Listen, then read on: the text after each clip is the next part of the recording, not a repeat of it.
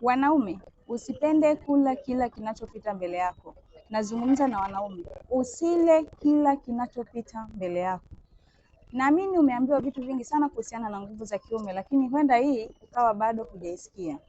Ulaji mbovu wa vyakula unapelekea ongezeko la wanaume wengi ambao wanasumbuliwa na tatizo la upungufu wa nguvu za kiume.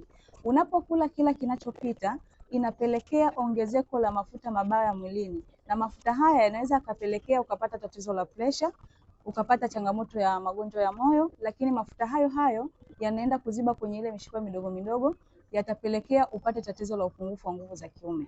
Kwa hiyo kama unataka kuwa na performance nzuri, basi hakikisha unaacha kula ovyo ovyo kama mwanaume. Kula kwa afya ili kuweza kuboresha mfumo wako wa uzazi. Na kama tayari una tatizo la upungufu wa nguvu za kiume, nitafute Esma na Afya niweze kukupatia suluhisho la kudumu. Kumbuka kulike, comment na kushare tips hii ili wanaume wengi niweze kusaidia.